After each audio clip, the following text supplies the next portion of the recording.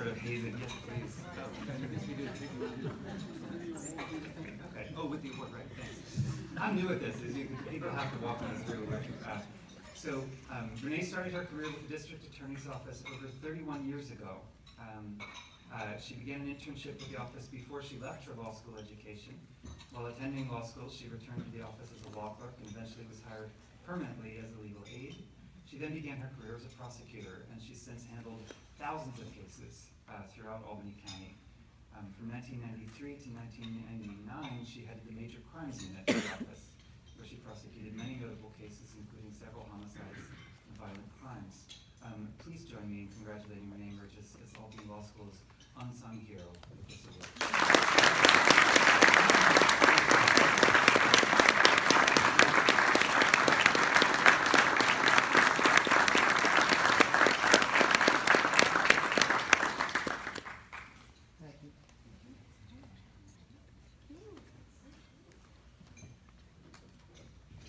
So I have my legal pad, but I promise it'll be brief.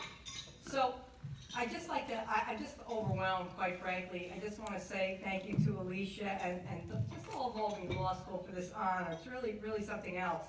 And I want to also mention that I can't say how proud I am of Albany Law School, and I've said this to Alicia recently, and I'll tell it to anybody, quite frankly, who will listen.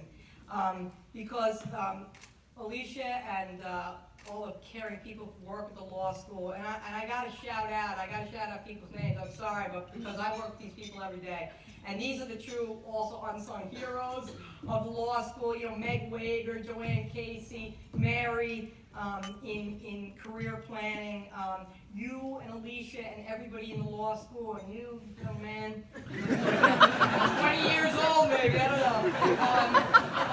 know. You know, you're making us all proud. You're making us all so proud.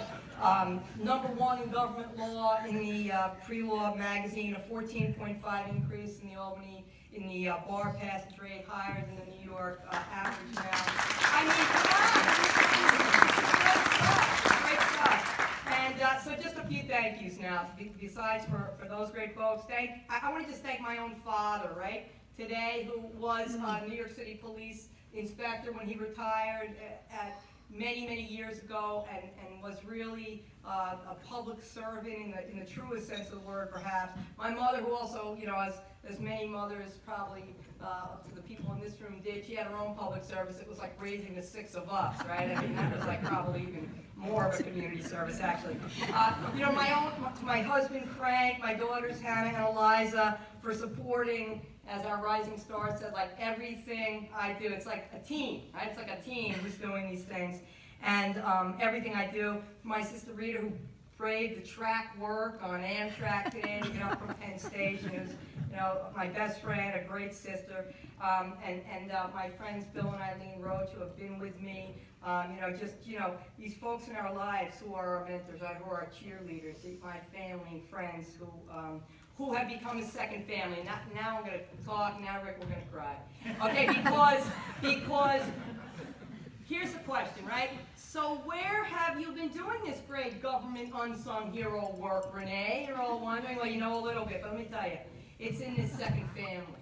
It's in the second family that I mentioned. Now under David Soares, Dave Rossi in the Albany County District Attorney's Office, you know, greats, Rick Cartooney and John Riley, the Shannons here, and Major Crimes Chief, Special Victims Chief, David Soares here. I mean, Mike Wetmore here, an up-and-comer.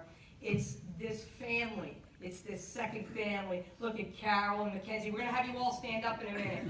And it started with Saul. It started with Saul, who's a patriarch, a public servant.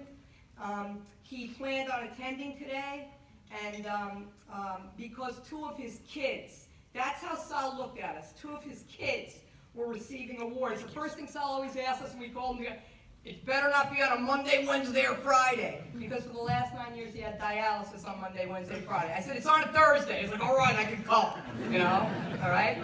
And he and Dan Dwyer, they mentored us, they taught us. They were outstanding role models for service in government. Service with victims, service with students, service with defense lawyers, for justice. for alternatives to incarceration, SAL, first-rate crisis unit, I think in the state, that was SAL, it was in the 1970s, unheard of stuff. Today, alternatives, diversion. We are his legacy. We are SAL's legacy. And we have legacies of our own now. So I'm going to ask now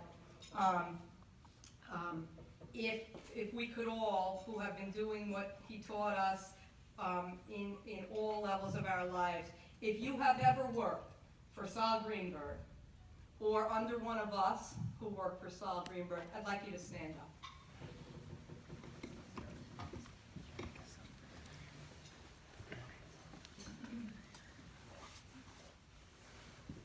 And so I guess I just want to say that,